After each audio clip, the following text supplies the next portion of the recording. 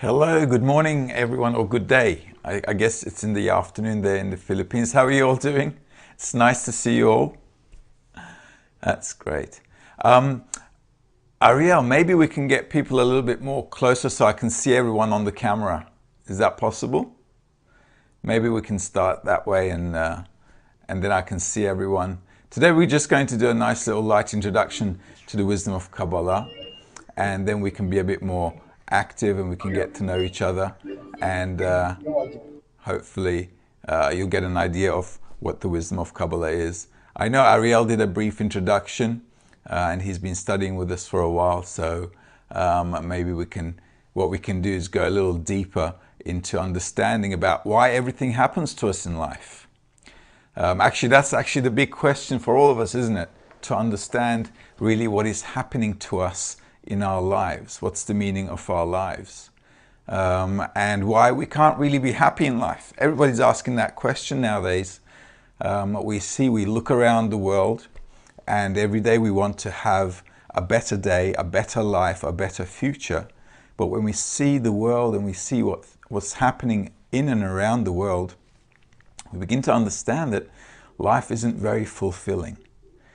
We begin to understand that even though we might have everything in life we need, we just can't seem to be really happy inside or fulfilled inside. We're always, missing something out in life. And what the wisdom of Kabbalah is a way to bring everyone actually to a state of fulfillment. Being fulfilled can be being happy. It can be having a great life. And that's what the wisdom of Kabbalah is really about. Is that you guys we all want to be happy, right? Is that correct? Yes? No? Okay. And the wisdom of Kabbalah, what the wisdom of Kabbalah does is to give the person this understanding, about what life is really all about. And the more understanding we have, actually we can be happier. And this is the whole idea of the wisdom. As it talks about, there we go, oh great, we're getting closer. And the wisdom of Kabbalah, what talks about is how we can all come to this understanding about how we can be happy in life. That's better, now I can see everybody. Wonderful. That's great. Okay, cool. I can see everybody. It's looking good. Okay. Right. So it's good to see you all again. And if I wanted to just carry on from there, and the wisdom of Kabbalah explains to us why everything happens to us in life. And in fact, all of humanity's biggest problem is that we don't understand why things happen. So for example, today we could be having a really good day, everything could be great, and all of a sudden tomorrow something negative happens and we just don't know why. Everything was going so well. Why now do I have to have this problem? Why now is the world going through all kinds of problems? Why is my life all of a sudden changed because something negative happened?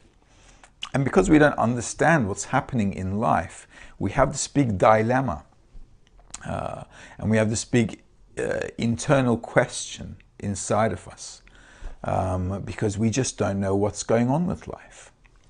And the wisdom of Kabbalah is precisely directed at answering this question. Why is my life like this?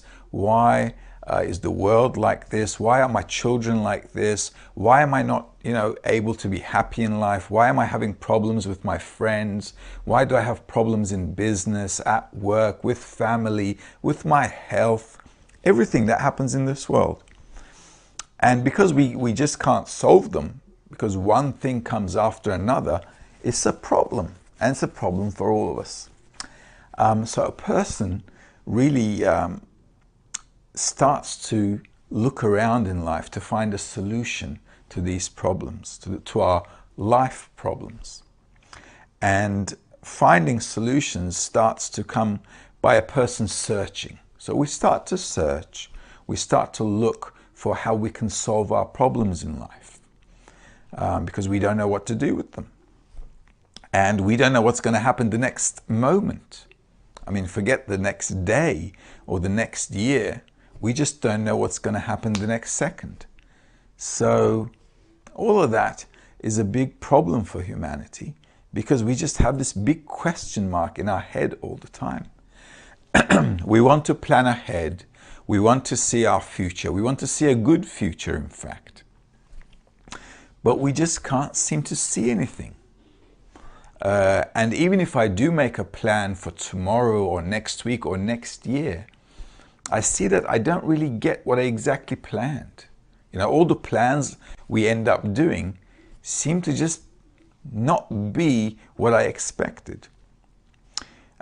So in life, all of humanity, all of us around the world, are going through this general shake-up. Problems personally, and also problems in our country, and also problems in the world. So all of us are like in one soup pot, okay, in one big dish, and it's like we're all cooking inside. And there's no getting out of it because we're all here. So we have to find a solution to our problems in life. And the wisdom of Kabbalah comes precisely to answer all these questions. The wisdom of Kabbalah directs us to, first of all, understanding our nature. Because the beginning of all our problems is because we don't really understand our own nature. I don't understand who I am. I don't understand who is me in this life, in this world. Tomorrow I might die, and that's it. We just don't know. So it's very important for a person who wants to take care of his own life or her own life to really understand what he or her nature is. And Kabbalists start by really describing to us what our nature is, so we can really understand where we can be happy and where we really cannot be happy. And this is the whole wisdom. Now, Ariel probably talked to you about where the wisdom comes from. It's a very, very old wisdom. And this wisdom is so old that it is really before any of the religions that we know about in terms of the main religions. It's very, very old. And it comes from a man called Adam. You guys heard about Adam?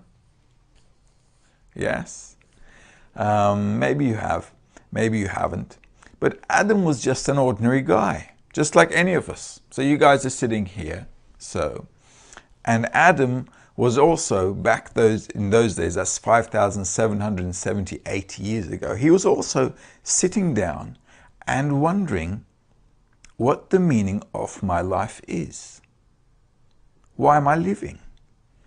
Simply because Adam looked at his life and he saw that, everything that they were going through in life wasn't any different than how animals live. He looked at life, he says, well, animals live just like we do as well. I mean, ants, they're working all day to collect food. The bees are working all day to collect their food. All the animals are running after their food to feed themselves.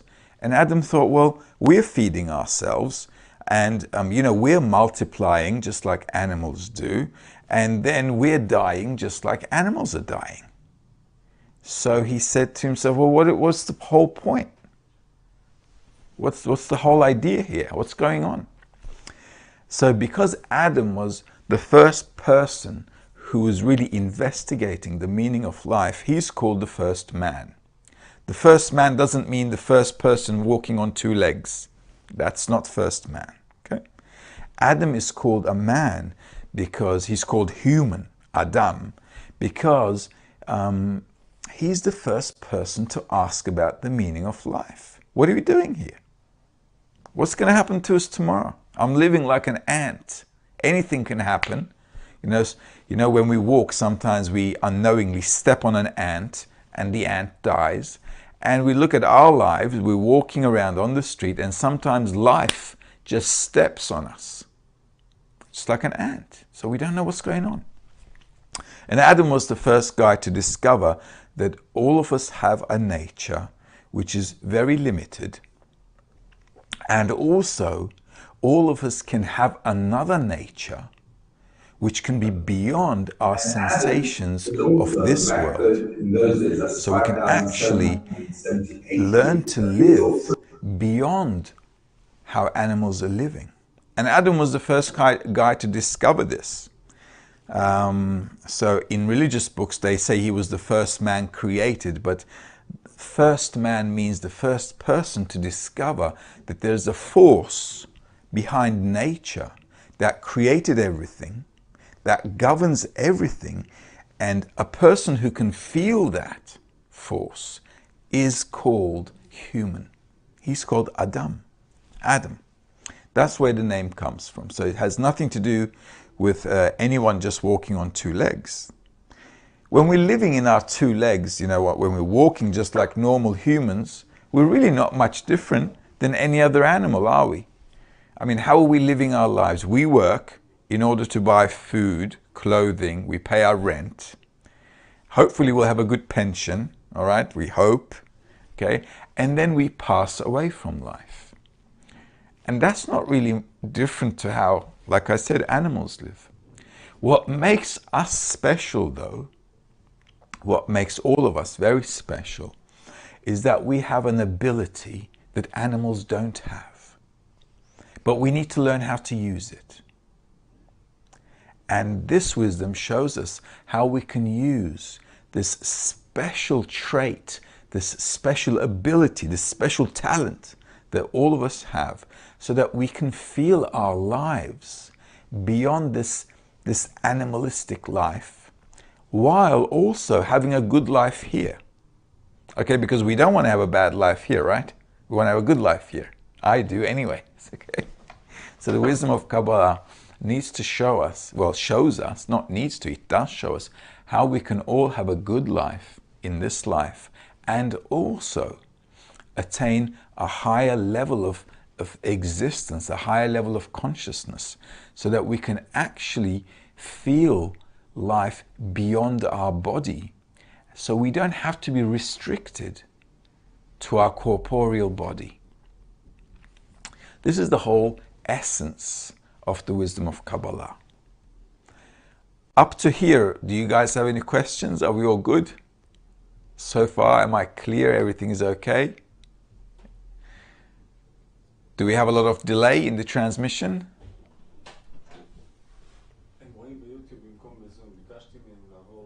Okay. Okay. Maybe you guys can watch us on Zoom. If you watch us on Zoom, there won't be a delay. Are you able to watch us on Zoom? Because on YouTube, I think we have a delay. Maybe you can watch us on Zoom so I can, we can be more connected and there won't be a delay. Yeah? Are we okay to do that? Can we do that, Ariel? Is that good to do? Yeah, we can hear you now. We are in Zoom now. Okay, great. Lovely. Okay, so it's good that we don't have a delay, so we can kind of go in sync together. How's everyone? How are you guys doing? You having a good Saturday? Yeah? Okay, great. Lovely. Okay, good to see you all, first of all. Good to see new friends from Philippines. Hopefully we'll have more friends from the Philippines. When Ariel asked me to do a lecture for the Philippines, I was very, very happy. I was very honored because we don't have a group of friends in the Philippines. So it was very, very delightful to hear that there are people there. I actually have a few friends, friends from the Philippines here in Israel. They live here and they work here, but we never really had a bunch of friends from the Philippines watching. So it's a great honor. Thank you very much for coming. And it's really nice to see you all. Up to here, are we okay with the definition of the wisdom of Kabbalah? Are you guys okay with that? Am I, anything you want to ask about what the wisdom of Kabbalah is all about? If not, I can carry on. But if you have a question, let's agree, right?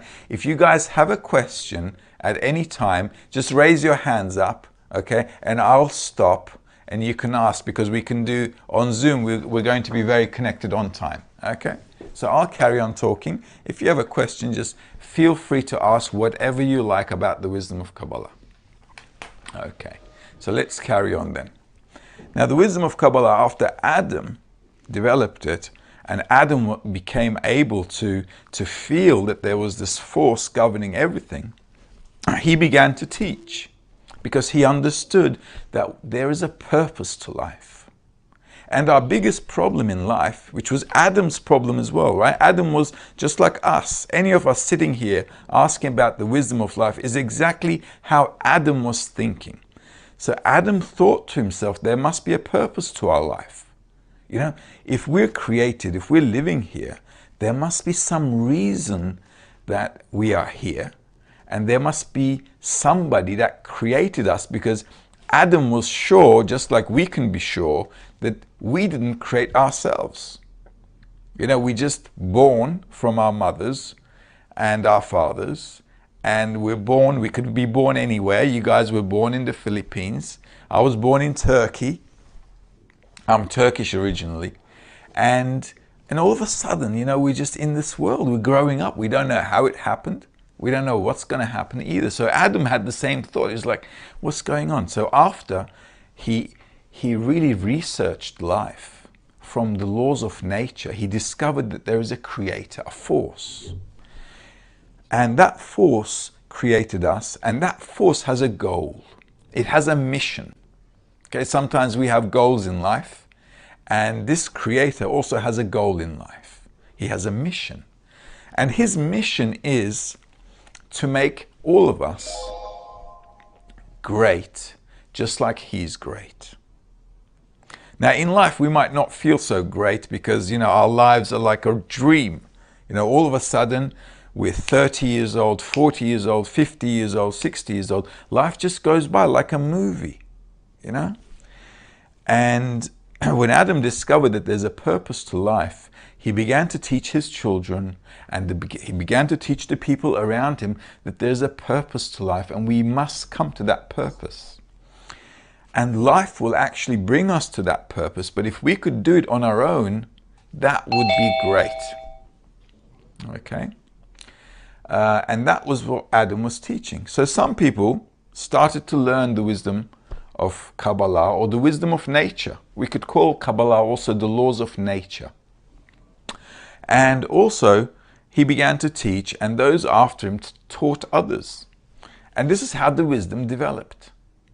Because it only started with one person teaching one or two people around him, it started very small. And afterwards, we came to the times of Babylon. Now, Babylon is like the world today. Okay, you know, they talk about the world today. It's like a global village. There's people from everywhere, everywhere. Like I'm Turkish, I live in Israel. Here there are people from the US, people from Europe, Russia, from the Philippines, China. I mean, little tiny Israel has like people from all around the world. And every country nowadays, if you look at them, every country has a lot of people from all around the world. And this is how Babylon was also. Babylon was the first civilization where for the first time, all the tribes, all the big families got together and they became like a nation.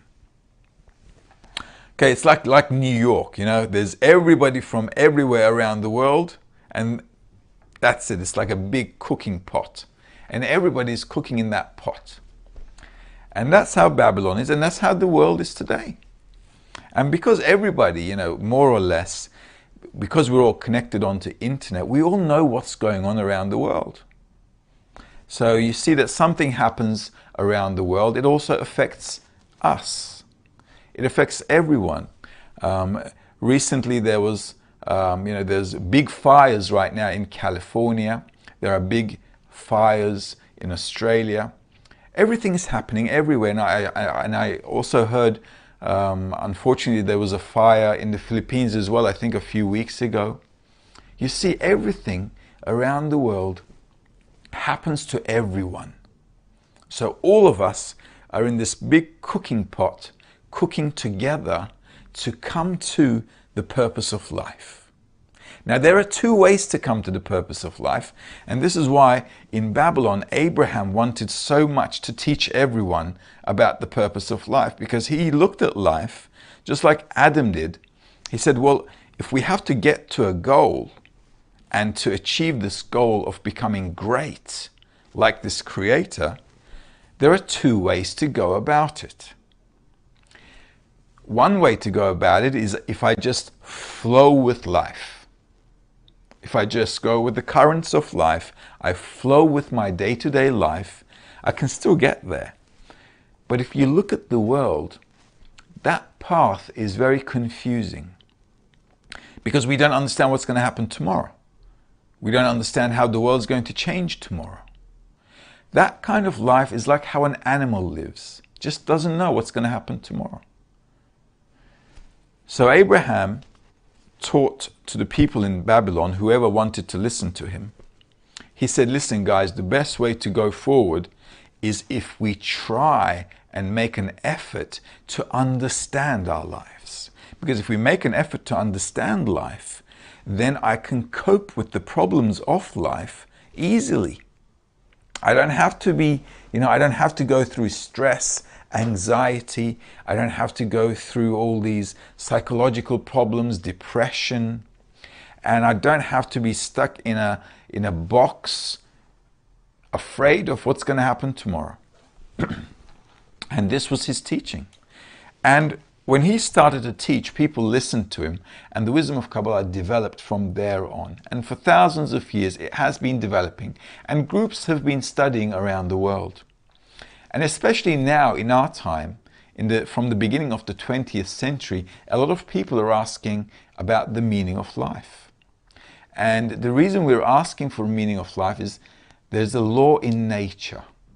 The most important law in nature we have to know is this, okay? I can use this right here? Okay. Now, the most important law in nature is this. All of us, every human being, every animal, including plants, are all a desire to receive pleasure. This is our desire. And all of us want to receive pleasure. We want to be happy in life.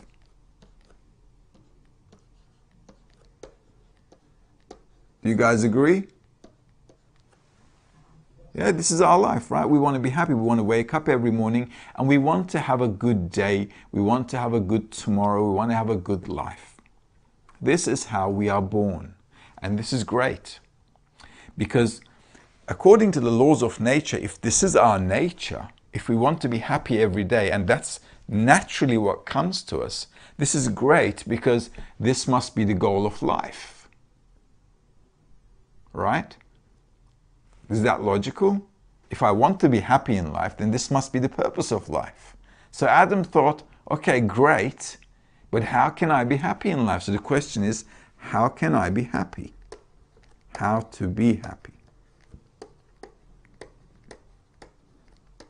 Now, the problem with this nature is this, okay? This is a good nature, but there's a problem with it. Every time I get what I want in life, what happens is the pleasure cancels the desire. They cancel each other out, okay? Let's say I'm hungry. I'm really, really hungry today. And what's your favorite food in the Philippines? Adobo. Huh? Adobo. Adobo. Okay, did I pronounce that right? Okay, so that's your favorite food. Let's say I'm really hungry and I really want a big plate of that. It's great. And my mum makes it perfectly, okay? So I came home, my mum prepared it for me, or my wife prepared it for me, and it's on the table. I had a busy day. Now, the moment I start eating, the most tasty moment is on my first bite. My first bite, I take it, it tastes wonderful. Great. On my second bite, on my third bite, on my fourth bite, the pleasure is always getting less and less and less and less. Until I finished half the plate, but I'm not eating because it tastes good. I'm eating because I just want to fulfill it. I want to finish my plate, or I want to make my mom happy. Okay? But I've lost the taste before the food finished. Okay, so try this exercise tonight or tomorrow. Don't eat anything, really get hungry, get your favorite food. After a few bites, the pleasure goes. Now, it's like this with every desire. So it's a problem. And what are we going to do about that? Because even if I'm rich, even if I'm famous, even if I'm the prime minister, even if I'm the king of the planet, okay? If this is my nature, I can never be happy. Because no matter what I do or what I want, the minute I get it, the pleasure and the desire, they cancel each other out. I'm left with nothing. Why do rich people get more depressed? I have everything. If I have everything, I have no desire for anything. Even if I have a desire for something, the minute I get it, it's cancelled. So rich people are more in depression. Okay? It's not a coincidence. So we want to get rich, but you know, Kabbalists are saying, be careful what you wish for. Okay? Because it doesn't necessarily make you happy. So we need to understand, okay, our nature is to want to be happy, but how are we going to be happy? If whatever I want in life comes to me, and then the pleasure is cancelled and the desire is cancelled, I have to keep chasing things all my life. Like a dog running around after its tail. My whole life goes by chasing something so I can discover how to be happy. Won't work. Not gonna happen. The reason we chase all the time is because we don't know this law and we don't understand this law. And even if somebody tells us tomorrow we want to forget about it and still chase whatever this world has. I still want to go after money, power, I want to be famous, even though somebody tells me. Why? Because our nature is on autopilot. It just wants. And it wants what it sees. Okay, so after this lecture, we're going to go out. You guys are going to be on the way home, or you're going to be meeting friends on the way out. What's going to happen? You're going to see things on the street. And when you do, you can say, oh, I want that. Oh, I wish I had that. Okay? Because this is how life works. And that's just how it is. So what we have to do is we have to come to an understanding that living like this is just not a solution. So Abraham started to teach people, just like Adam. He said, listen guys, you can live like this. You can chase everything in life and end up still depressed. Or we can find a new way of being happy, which is directed towards the purpose of life. So Abraham taught the people, some of the people who wanted to listen to him, that the best way to be happy is, guess what? Can you guess? Does anybody love somebody? Wife, children? Yeah? Come on, tell them, do me a favor, say yes. Yes, we love somebody. Okay. Abraham taught that the only thing that can really make us happy is the special connection between people. And we don't really understand that because we think we love people or we think we're in connection with people. So Abraham said to the guys who were listening, I said, listen, if we run around our worldly desires all the time, we're just going to end up depressed. And this is what happened to humanity. Now, from this depressed moment, depressed state, we can now come to discover how we can get out of it according to how we should be happy according to our nature. Okay, is Zoom still working or is it frozen? Okay, so hopefully we'll get you guys back on the air. Are you guys back on the air? Yes. Okay, where did you lose me? We're back. Yeah. You're back. Where did you lose me? From Abraham. From Abraham. Let's start with this question. Okay, let me just do a quick summary. If you can't hear me, just raise your hands and do this. Okay, so I know you can't hear me, and then I'll stop. So Abraham decided to teach the people there. He said, listen guys, if we don't change the way we use our nature, all right, we're going to end up depressed. And we're going to run around after these pleasures that we have, which are very small in life. I mean, what's our pleasure in life? A piece of food that my mum made, okay? What was the name of that food again? Podoko? Yeah? Adobo, okay. Adobo. Did I get it right? Okay, so I can chase my life eating my favorite food or chasing other desires in this world. If I want to be the prime minister or, I don't know, the president, if I want to be rich, I can chase these things. Abraham said, it's not a problem. It's not a problem. We should have a good life, he said. That's not a problem. It's good to have these things. But he said, because we're not getting pleasure all the time, even though we have these things, we have a problem. So he taught people there that there is only one way for people to be happy in life all the time. And that's if you have good friends. Do you guys have good friends? Yeah? I hope so. Okay. Yeah? I hope so. All right. Hopefully we're not frozen again.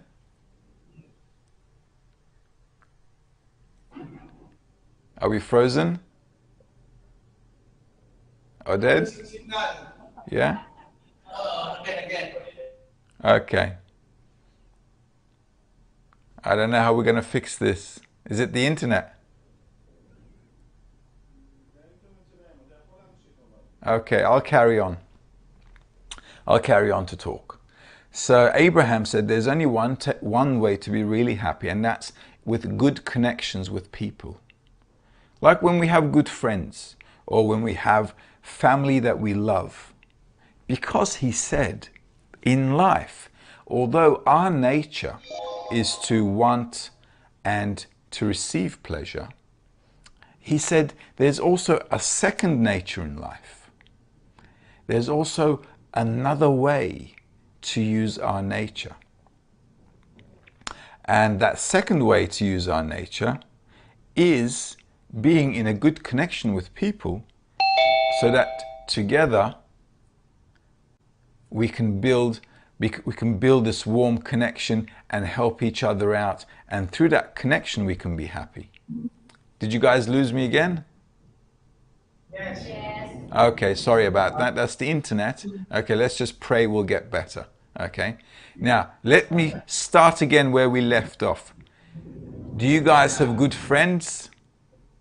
Yes, somebody you love? Yeah?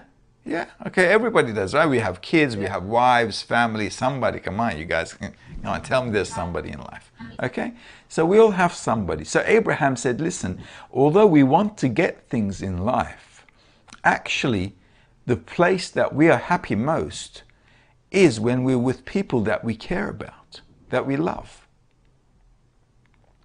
So the biggest decision Abraham said was, what kind of friends am I going to choose?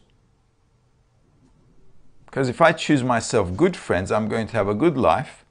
If I choose for myself bad friends, I'm going to have a bad life. Okay? This is what my mother told me, actually what my grandmother told me. Okay? When I was small, she said, choose your friends well. Okay? So I think everybody's mum gave the same advice. So Abraham said the same thing. Really, literally.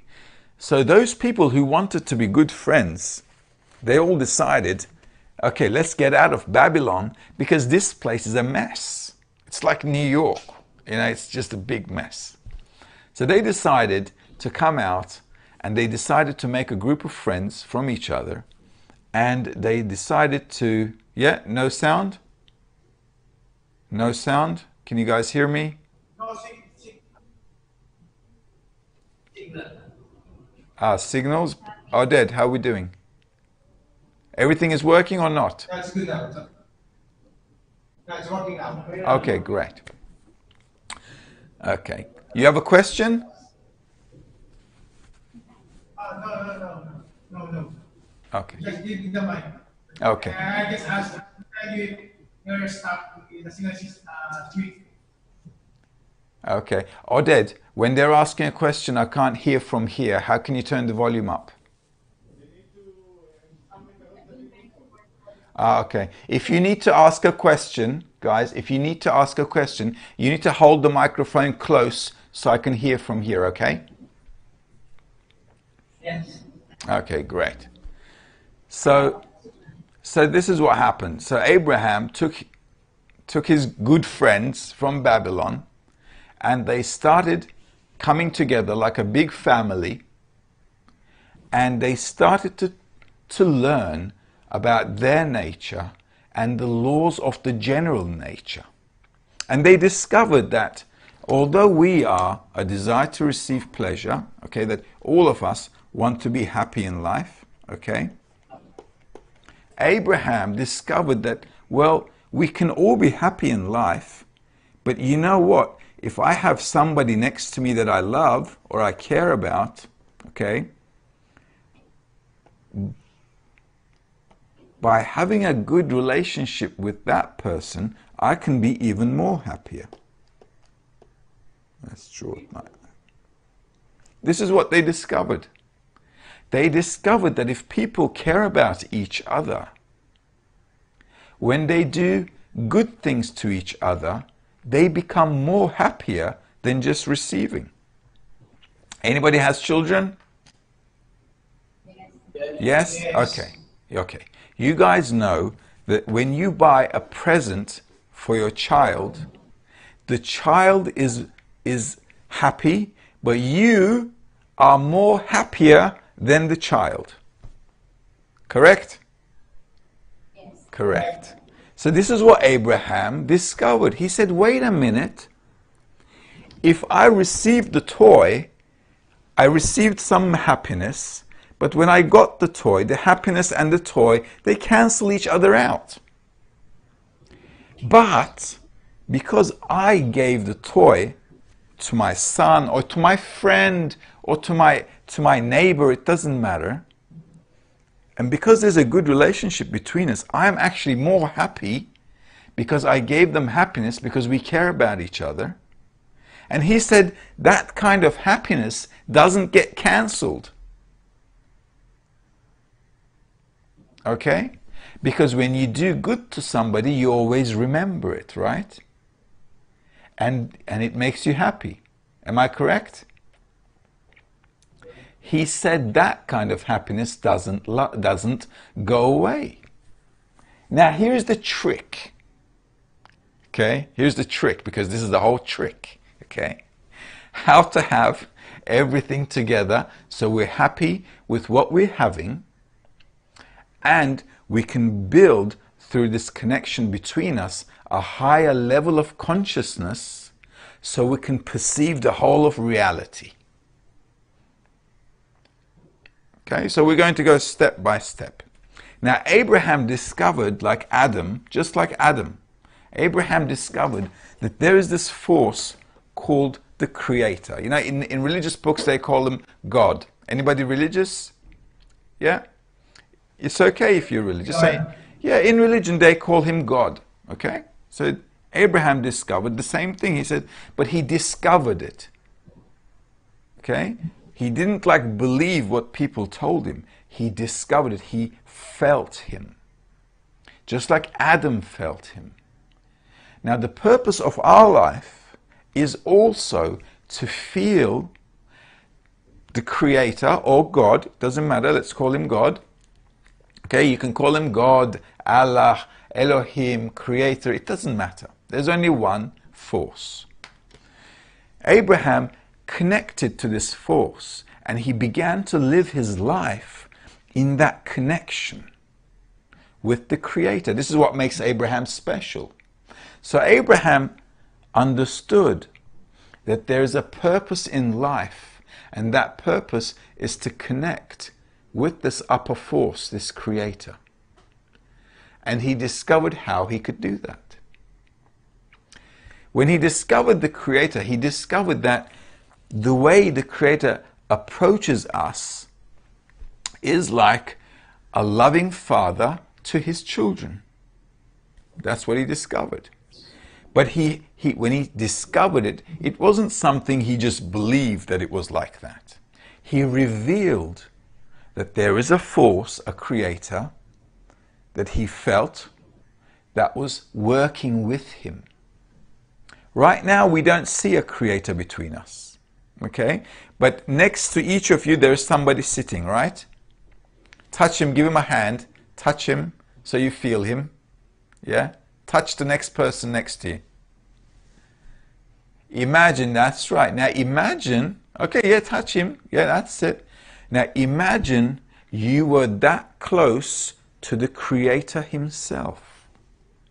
Because that's what revelation means. Revelation isn't something like airy-fairy or what we believe in books. This is the difference between Kabbalah and many religions. Because religions make us believe that this is how it is. And Kabbalists say, no, it's not how it is until I feel that person. It's not how it is until I feel the Creator, until I understand the Creator. How can I have a relationship with the Creator if I don't discover the Creator? How can I have a relationship with God if I can't hear Him, if I can't see Him, if I can't touch Him?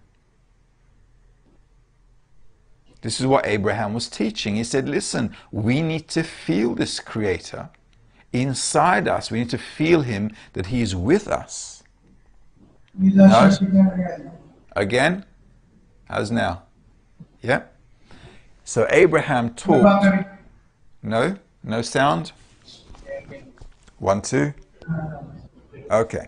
Yeah, it's clear now. Okay. It's good. Great. Okay, lovely.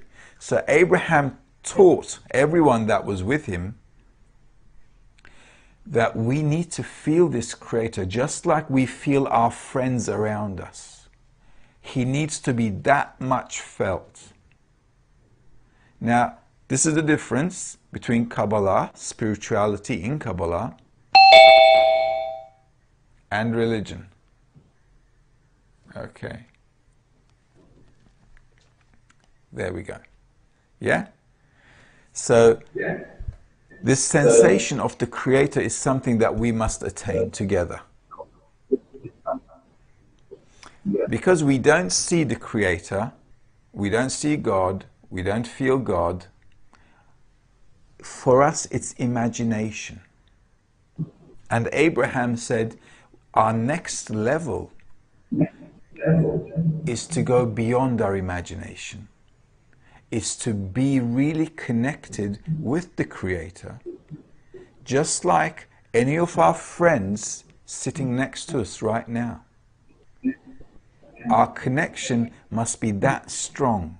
It must be that clear. And this is the method that he taught. This is why it's different from religions. Because in religions they tell us we must believe something. But Kabbalists say, no, how can I just believe what they tell me?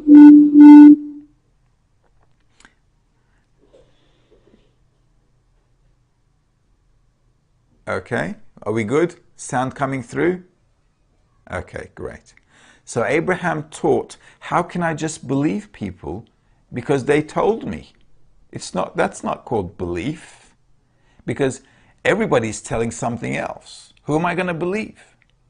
So Abraham said, we must believe if we discover the Creator. If we don't discover him, we're just going to end up believing what other people tell us. So the wisdom of Kabbalah is a method that allows us to feel the Creator, to feel God, to understand him, to know why he is doing everything to us, so that we can be compatible to him in our nature.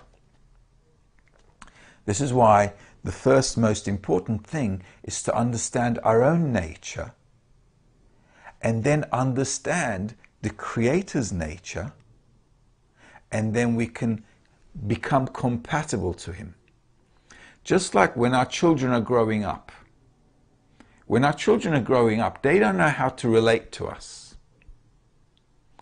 But as they grow up, they begin to learn how to relate to us.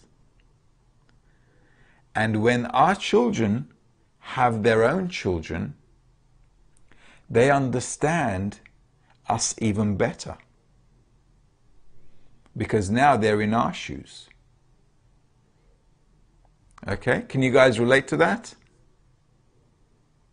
Yeah? If you have kids, you know what I'm talking about. If not, soon you'll have kids, then you'll understand. Okay? So when our children become fathers as well, they tell us that when we smacked them or when we shouted at them, they understand us when they become fathers, because they understand what they have to do to their children. So when we look at our life, sometimes we see bad things happen to us. Sometimes we see bad things happen to the world, to everybody in humanity. Okay, we're all in the same hole. We're all in the same cooking pot. So the Kabbalists say, well, we need to get to the level of the Creator so we can understand why he's doing this to us. Right now, because we don't have this dialogue, we don't have this understanding, we don't know what's going on. So the whole teaching of the wisdom of Kabbalah and what Abraham taught was how we, all of us, can connect, and we have to, by the way, connect with this Creator so that we can understand what's going on in life and what the meaning of our life is, so we can come to that meaning. Just like we raise our children to grow up, the Creator wants to raise us as well, so that we can be like him. Just like we want our children to grow up and to be a good adult. So our biggest problem is, because we don't feel the Creator, we don't see why he's doing the things he's doing to us. And through the wisdom of Kabbalah, we can all come to this understanding about why he does things to us. Yeah? That's the whole wisdom. Up to here, do you guys have any questions? No? I'm either teaching really good today, or there's or there's something, or the broadcast is terrible. Okay, cool. All right. And the wisdom of Kabbalah, therefore, developed through thousands of years among groups of people. And because our nature is a desire to receive for ourselves, our nature works egoistically. You know, we're by nature egoistic. We think of ourselves first. And because spirituality and the wisdom of Kabbalah relates to thinking about or connecting with other people, it's not very easy for people to relate to it. So a lot of people in life just carried on living with their own nature, our egoistic desire to receive. But now in the 21st century, what we can see around the world is that everybody around the world is going through a lot of problems. And everybody doesn't know how to really continue with life. Even in the most developed countries, in Europe, in America, in countries like Australia. By the way, I'm also Australian. In countries like Australia, for example, it's a beautiful country, it's a beautiful life, everything is very organized. but we have one of the highest teenage suicide rates. It's hard to imagine, because you have such a nice country, everything is great. Why do you want to, finish it off? Because we don't have a solution to the way that our life is going. We don't understand how to be happy, and we don't understand the meaning behind our lives. So we're stuck in the swamp. And life, although we want it to get better all the time, with every new generation, we want life to get better and better and better. The only thing that gets better is how much suffering more comes to the world. That's the only, how can that happen? There's more suffering coming to the world. That's what happens every generation. We want generations to get better. We want a better future for our children. This is why we work, we try to make the world better. But every time we try to make things better, it just gets worse. And it feels like, there's no solution. And this is where humanity is right now. Humanity is in a situation where all the leaders in the world, they don't know which direction to go. So in the future years, we'll see the economy all around the world going down and down and down. We're going to see many more disasters, natural disasters. Like in Australia now, half of Australia is like burning with bushfires. California is in bushfires. You guys had mudslides, I think, in the Philippines. The whole world, there's terrorism everywhere. There's terrorism in the Middle East, terrorism in Europe. We're all suffering from the same things in life, because the whole of humanity now is in that same cooking pot. Before, we could run away. Okay, before, if there was something bad in my country, I could run away somewhere else. Like me, right? I was in Turkey. I wasn't very happy in Turkey. So I ran away to Australia. Okay, and then, I discovered there's nowhere to run to.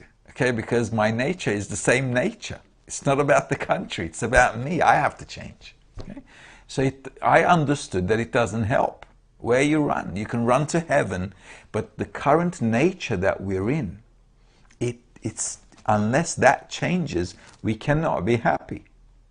It doesn't work. So the whole wisdom of Kabbalah will have to teach the whole of humanity how we can come to a better life by attaining a higher level of consciousness in this study that we have to do together on how to change our nature so that we can use our nature correctly and not run around like a dog chasing its tail and end our lives just like that. And because the whole of humanity is now developing, we all came to that state, whole of humanity. You go to the United States today, people are in despair. They don't know what to do. Same in Europe. They don't know what to do. Okay? Scandinavian countries have the best standard of life and the highest rate of suicides. It just doesn't make sense. Why? It's not because there's a bad life there. It's because our nature doesn't, if we don't use it properly, it doesn't give us the ability to be happy. So this is what we must discover, all of us together. And just like the example I gave a while ago, if you imagine the last time you were really happy, you'll probably understand that the last time you were happy was when you did something with people you liked or you loved. Like when you went to a picnic with the family, or you went out with your wife or your girlfriend or your husband. No sound? Am I back? Yeah? Okay, great. So if you look back at the last moment when you were happy, you'll discover that it was with somebody that you cared about, or you liked, or you loved. Even if you get your favorite car today, okay, let's say you got the best car in the world today. Your happiness, according to science, okay, is 3 months. After 3 months, the taste of a good car just goes away. But if you look at the connection you have with people, the connection you have with your loved ones, that connection stays. It just stays. Doesn't go away. 3 months, 3 years, 30 years, doesn't matter. It stays. So Abraham said, this is the kind of happiness we should be going after, because there's no end to it. It's infinite. However, he said, wouldn't it be great if we could add to that our sensation and togetherness with the Creator, so that we could live in a dimension beyond our bodies. So our bodies, let's say, are here. Okay? Let's say all of us are living, we're all living in our bodies right now, right? Okay, here we go. All of us are here in our bodies. And we know that our body has a lifespan. You know, it's like something on the supermarket. You look at it, it has an expiry date. This is how our bodies are. But Abraham said, we're not created to be living here. We are actually created so we can live in a higher level of existence. But the way to get there is by starting here. This is why this world was created. So we can start together, work on something to attain this relationship with the Creator. And then we can all exist here, all of us together, in a happy state. Okay. Am I back? Am I back? Can you hear me? Yeah, okay, great. So I'll just go over that again. So the Kabbalah said, Abraham said, listen, instead of living here, okay, this is where we are. You are here. Okay? Instead of living here, we need to feel like we live here. Higher level. Okay? Now we need to live here while we are still in our bodies. Okay? While we live in this world, we have to feel the Creator in this life, in this world. Now, when I was raised with religion, because, you know, we all come from a religious background somehow or some way or another, they told us that we have to be good, and then afterwards, when we die, we go to heaven or hell, if you're good or bad, right? So the Kabbalists say, no way. No such thing. How can that be? Okay, how can that be? It's not possible. And so they say, and the reason why is this. When we have children, okay, and let's say they're naughty children, okay, they're naughty, we don't put them onto the frying pan, okay? Whether our child is naughty or good, we love them. So the Kabbalists are saying, listen, the purpose of life is something we must attain while we're living in this world. And the purpose of that life, this life that we're living here, is to discover the Creator. So this higher level is called discovering the Creator.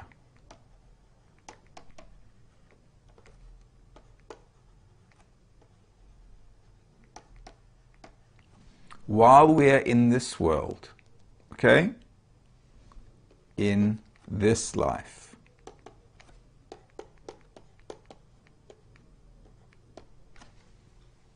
together, all of us together. That's what we need to do.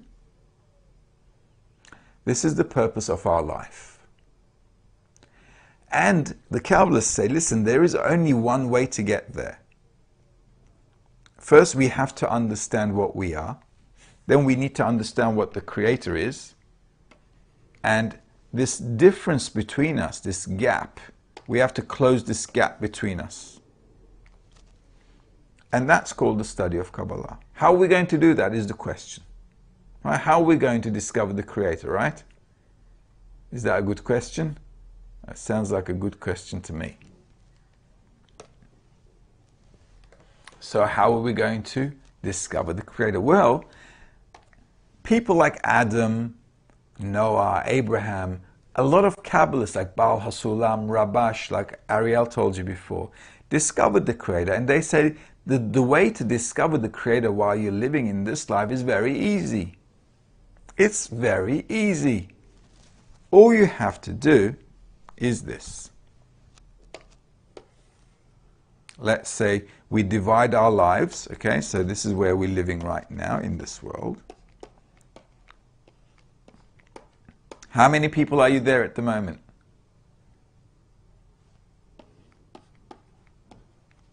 Yeah, how many? Let's draw that many people. Okay. Are you a 10? Is there a 10? Okay. I'll just draw. I didn't hear that, but no problem. Okay, so let's draw all of us together. Now the Kabbalists are saying if there are a group of people who are together, okay, and they study the wisdom of Kabbalah, okay, if we all study together, we study, just like at university, okay, just like if we want to be a doctor, we go to school. So the Kabbalists are saying, listen, you want to be a Kabbalist, you have to learn how to be a Kabbalist. And a Kabbalist means a person who can feel the Creator. So the Kabbalists are saying, if you're a group of people who want to study the wisdom of Kabbalah in order to attain the Creator, then you can come to feel the Creator very quickly. So first, we study together the wisdom of Kabbalah. And then what happens is we understand who we are. Let's do this. So the first thing we understand is, who am I? Who am I and what am I? This is the first thing we need to know and understand. That's our nature. Then we have to study the nature of the Creator. Who is He? And what is He? And the greatest question you probably all have is, what does He want from me? Okay, and because we don't know the answer to this question, we suffer in life. Because we just don't understand what the Creator wants from me. What do you want from me? Okay? This is the whole wisdom of Kabbalah. And if we study this together, all of us, over time, will come to this feeling and sensation that amongst us there is a force called the Creator. Now we use the word Creator in Kabbalah because we understand that outside of me there is a force that created me and created the whole of reality. So that's why we call Him the Creator. Right, how are we going so far? Any questions? If you have questions, maybe you can write them to me. Okay? And then maybe I can read them from here where they can send on the chat, because I couldn't hear you very well. Okay? But that's the whole wisdom of Kabbalah. Now, who can study Kabbalah? That's a question. Can we all study Kabbalah? Do you need any special talents to study Kabbalah? Do you have to be Einstein? No. Anybody who wants to study the wisdom of Kabbalah in order to achieve this higher level of consciousness can study. You don't need to be in a special religion. You don't need to be in a special IQ level. You don't need any special talents. Anybody around the world, whoever wants to study Kabbalah, can study Kabbalah, because we are all the children of the Creator. Everybody. So there is nobody more special than the other person. If I have 5 kids, I look at them all as special. They're all my kids. You know, I don't tell 2 of my kids they're great and you 3 are just awful. Okay? I don't, it's not like that.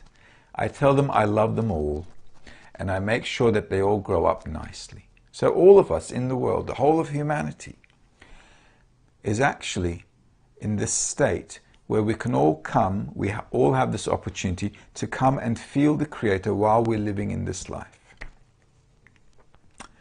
You don't have to believe anything, you have to come to feel it.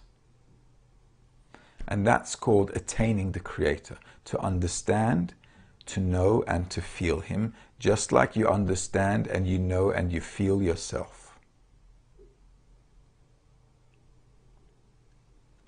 Right then, if there are you guys got any questions? Any questions at all? Ariel, you can send them to me in the chat if you like, or on the microphone if I can hear you, great. I couldn't hear you a minute ago.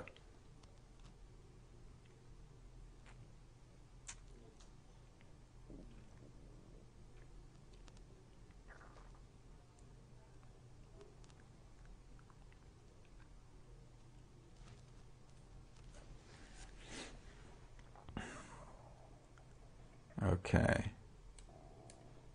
Very good. If anybody has a question, I'm more than happy to answer. If not, I can talk. Okay. Okay. Great, we have a question.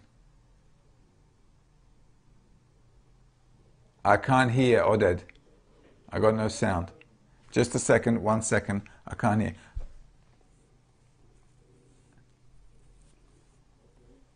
Yeah, again.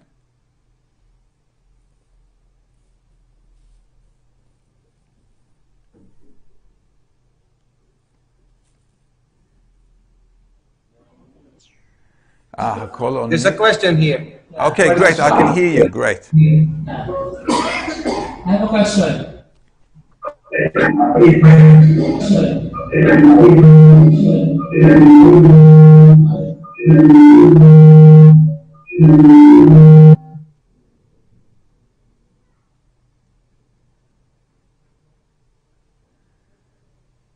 Now I can't hear them. לא שומע.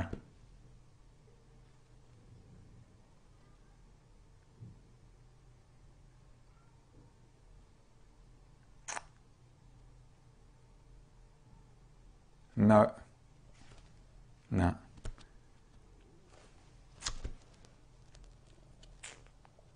Good.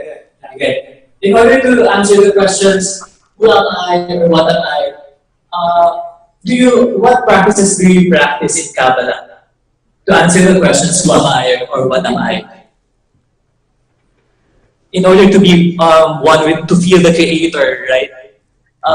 What exactly, do you have any practices that you do to be able to answer the questions, who am I, what am I, and then eventually feel the Creator, to know what the Creator wants from me? That's it. Thank you. Yeah, that's a really good question. So what do we have to do? Okay, that's good. Let's do this. You know what? That's a really nice question, so let's just write it down. What do I have to do?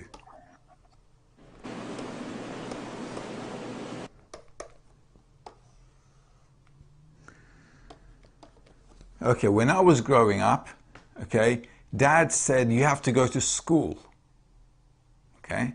And I said, oh, okay, that's exciting, because I didn't know what school was. After I went to school, it's a different story.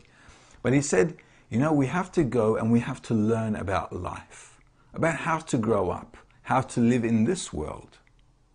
Because if you don't go to school and you don't know how to read and write, if you don't know how to add and subtract, you can't live your life here. This is what he said. So, okay, so that's logical. That's logical. I have to read, write, know what to do in life. Good. So the Kabbalists say the same thing. The first thing we have to do is study. So a Kabbalah, this is why they wrote to us so many books. Okay, the Kabbalists wrote, so all the books of Kabbalists are very, very, very detailed. But it's not difficult. They're just describing to us this reality that we're living in and how we can get out of the way we see reality and start seeing reality like the Creator. So the first thing we have to do is to study. We have to learn about ourselves. Now, you can start to learn in the Philippines because we have education center lessons. Education center, okay, lessons. And Ariel can probably give you information on that. For example, every Tuesday in the evening here, I teach Africa and Europe. So maybe we can, there are also friends who teach US. So depending on what time is better for the Philippines, we can maybe, invite you to study with us, to learn with us. So that's one thing we can do. No? Can you hear me now? Wait, let's get back into the air. Hello? Can you hear me? Can you hear me now? No? No sound? Yes sound or no? Oded? Okay. Let's see. Can you guys hear me? Yeah? Yes, you can? No sound? Okay, okay. There's no sound at the moment. Trying to connect, but I think it's their end, yeah? Okay.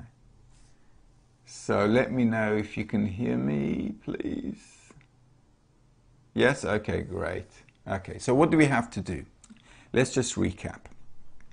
So we can sit and learn together, okay? And what we do, we have an education center, and there are lessons there, education center lessons. You can all join online, and you can listen to the lessons, you can start to learn. We have to start somewhere, okay? And the whole topic of the wisdom of Kabbalah is actually to learn through studying. And then, as we learn things, what you will discover is that changes in feeling and understanding.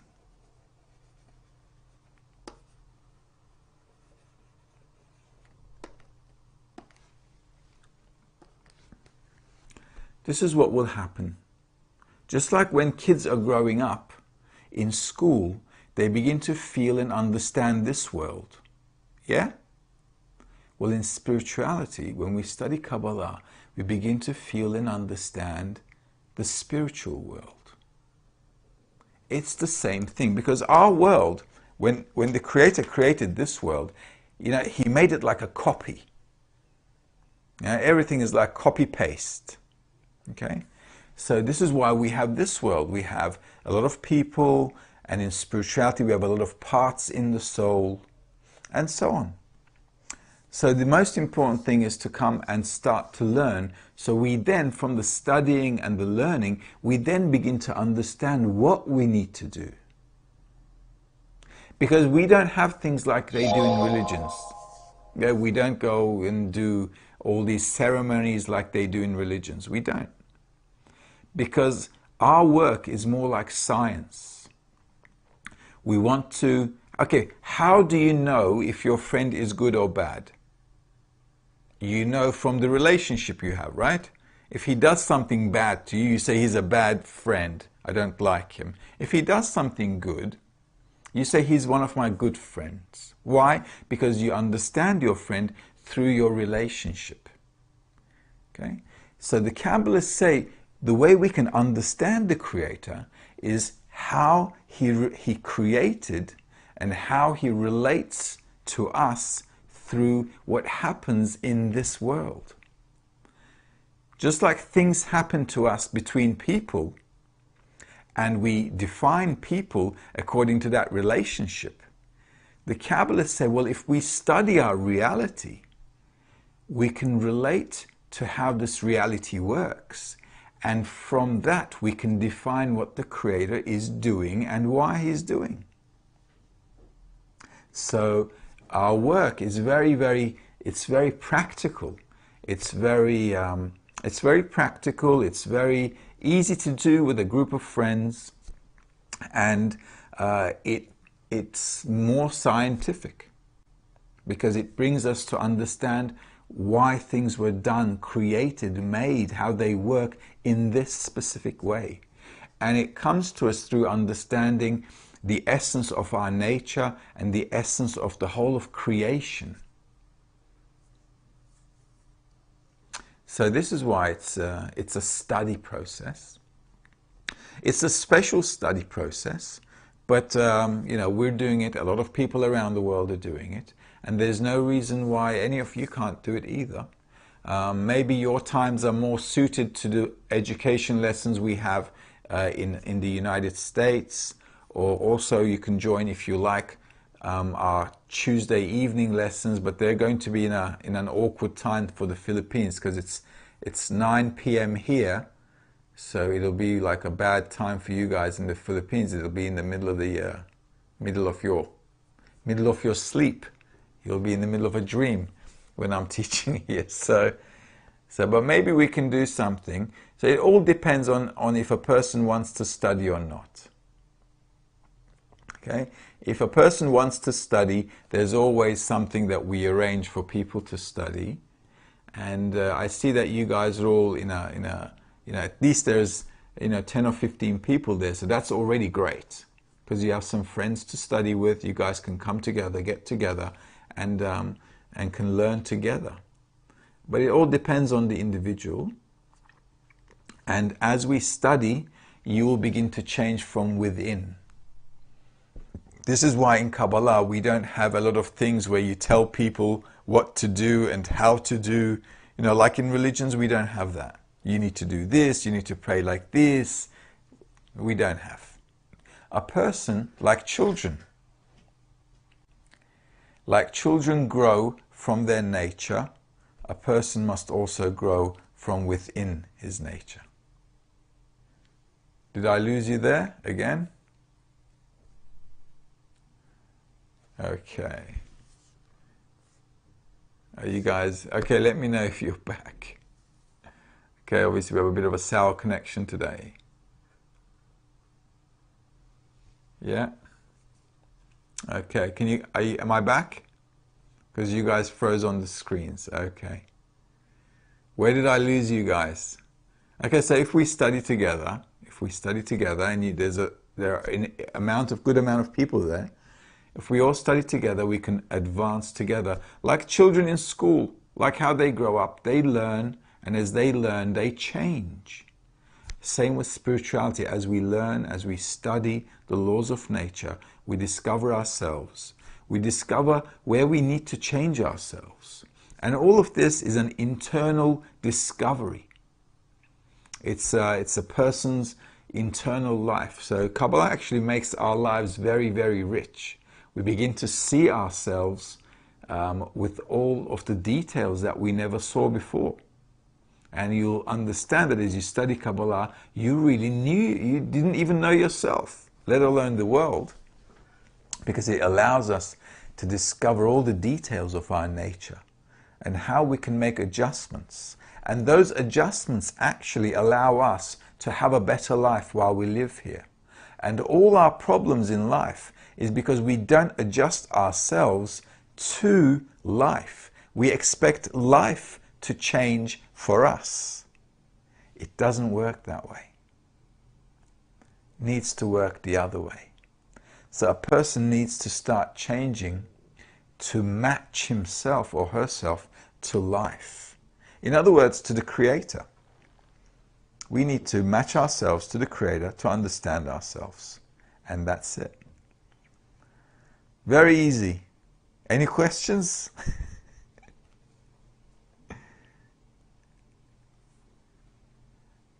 Okay.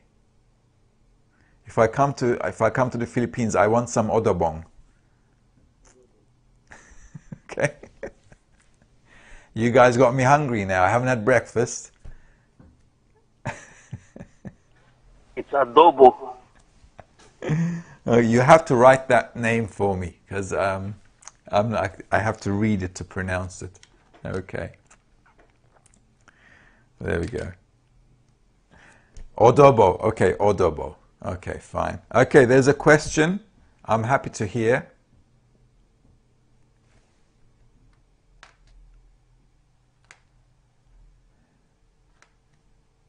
Okay, so if somebody has a question, we're good to go. Is the mic working? Yeah. Okay. Last question.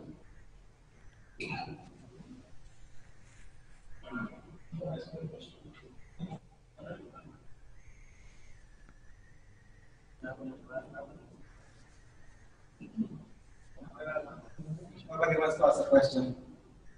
Nobody wants to ask a question? Okay, that's all right. How about I ask you guys a question? I'll do another one. It's a question. Okay. Hello. Can you hear me? Yes. A bit louder, but yes. Okay. How long will it take a person studying Kabbalah to attain that relationship with the Creator? That's a very nice question. How many years does it have to study?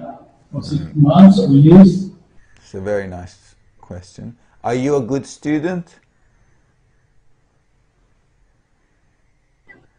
I don't know. You're not. I don't know. Yeah. Yeah. It's a problem.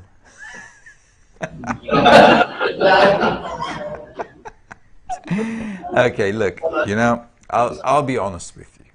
Okay, I'll be honest with you. Attaining the Creator, if you I'm not going to say it's impossible. It's not impossible. It's possible. This is what we have to do in life. Okay, is it difficult? It's not difficult. It depends on just one thing, actually.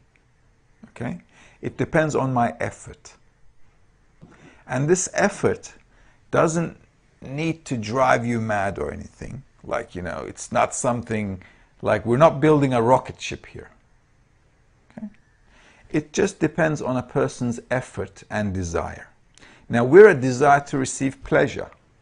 Okay? So imagine for yourself this.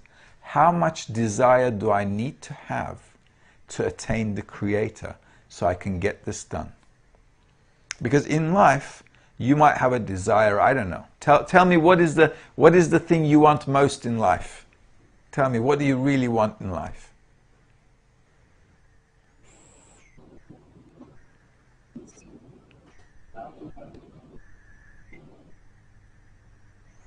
You don't know? Come on, if you don't know. See, if you don't know, that's good. See, this is where we are in life. That's where we're at. We don't know. Be happy. To be happy, okay. To be happy, that's good. If you really want to be happy, first of all, we have to come and study and understand what it means to be happy and why our nature, the way it is not happy. This is very easy to learn. I can teach this to you just like that, okay? We go through 1 semester, 2 semester, 3 semesters, you're done. Teach you how to do it. Question is, will you do it? Now that's your end, okay? Just like in life, our parents grow us up, okay? They raise us, they send us to school. They give us all the tools that we need to survive in life. I can do all that to you, 2-3 months. Question is, are you going to go and do it? To grow up in life, okay? So to learn is not a problem. But to grow up in life, as you know, it takes time. Our children, although we want them to grow up and be smart, fast and strong, it takes time for them to grow. You can't have a baby and have him become 10 years old, 20 years old in 2-3 days. It takes time to be wise. It takes time to attain wisdom. The beautiful thing about Kabbalah is under the right study circumstances, you can advance very fast. And you can advance in a matter of a few days. You can advance in a matter of a few years. So it depends on how a person studies. It depends to his understanding on how he wants to get this done. I've been studying since I was, 31 years old. So I'm 46 now, okay? So 15, 16 years I've been studying, and I've been teaching for the past, 8 years now. So if you study well, and if you're serious, you can do fast things in a short amount of time. But we also, on the other hand, need to understand that until we become, until we're adults and we stand on our 2 legs, how long does it take? 20 years, 25 years? Yeah, we grow up, we start to work, make our own money, have our own family, start to take care of ourselves independently. It takes time, doesn't it? And same in spiritual life as well. Spiritual life is not like a hobby. I don't go and pick up a guitar and start playing the guitar in 2 months, I'm done. Spirituality is a complete transformation of how I see everything in life, and I bring this dream reality that we live in, that we're just transiently passing by it, into a truth where I can live inside that reality at a higher level of consciousness forever. So that transformation is going to take time. We're going to turn from caterpillars into butterflies, but it's going to take a time where a person needs to study, he needs to make efforts. Just like if I want to be a good doctor, it's not enough just to go to medical school. I have to really work at becoming a great doctor at that medical school. So it depends on you. This is why I asked if you're a good student.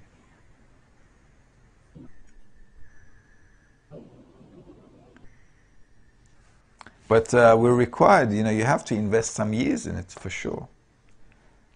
But if we came to study, the Kabbalists say, look, I'll give you a nice tip. The Kabbalists tell us, if a person was brought to discover the meaning of life, he can take care of it in this life. He can do it. Because it's not logical otherwise for a person to come and do it. We don't give our children things they can't do. So if a person has this authentic desire to really discover the meaning of life, discover the whole of creation, it's a sign that he can do it.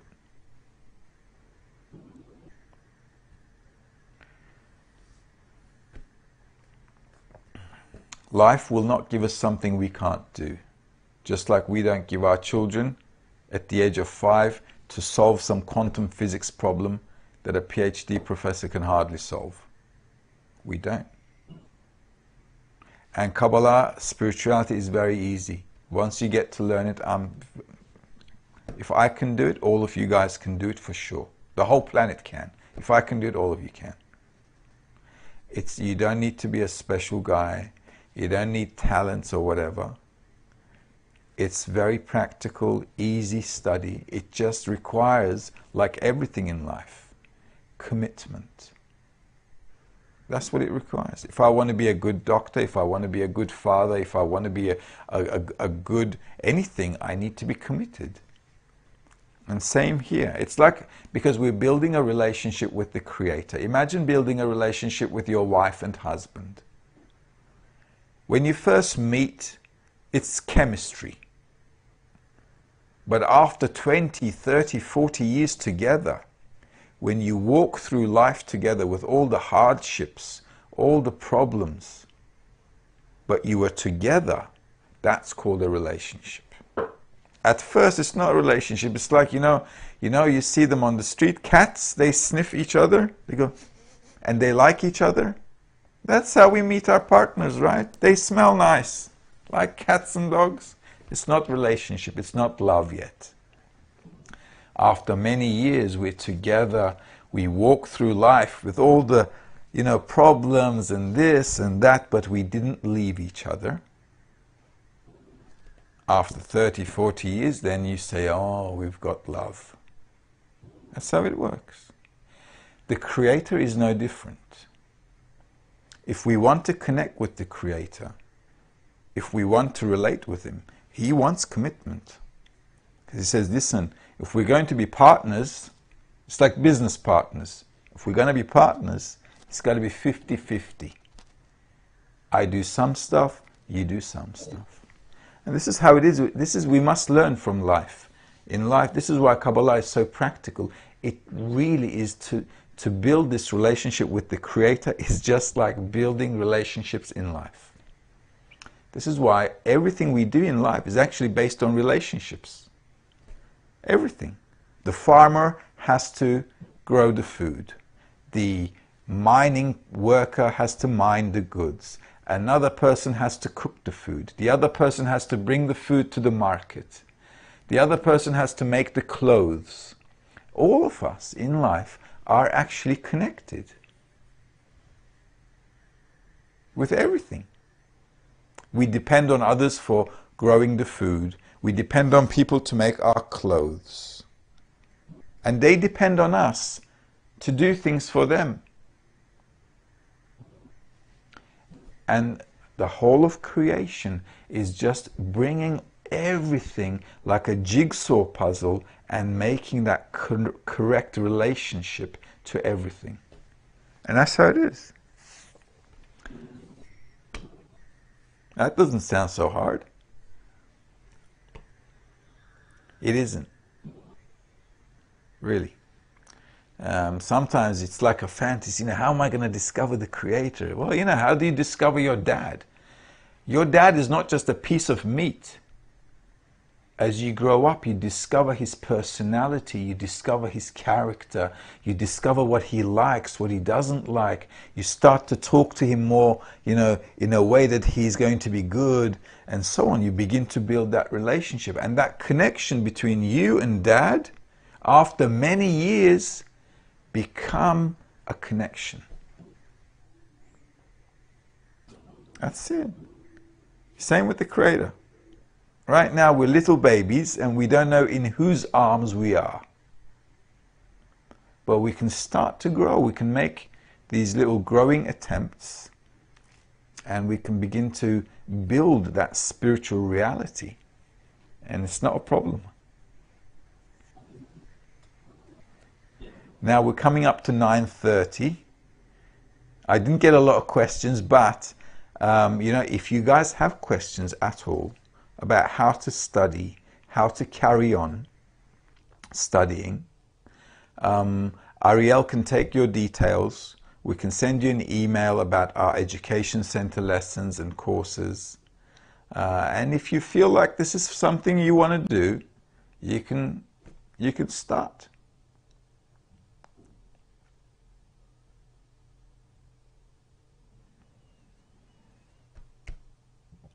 Is the sound gone?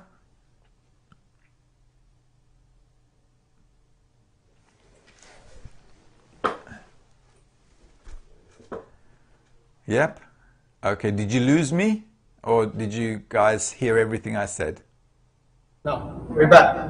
You're okay. You So I was just wondering if you guys we're coming towards the end of the lesson. So if any of you feel like this is something you'd like to learn or taste, take a look at.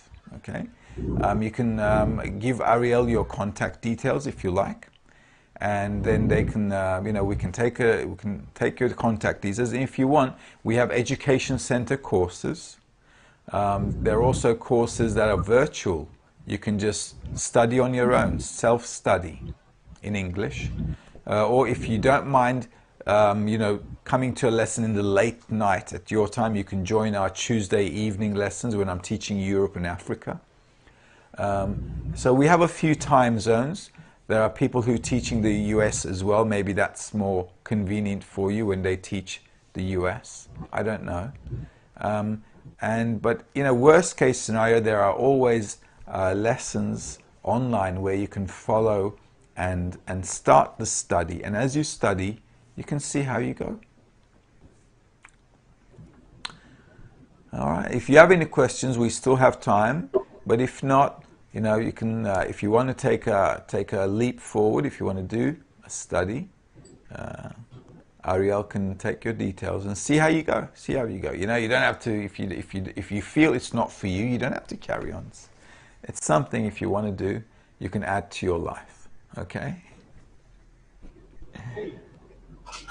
Ariel, is there anything you guys need from me?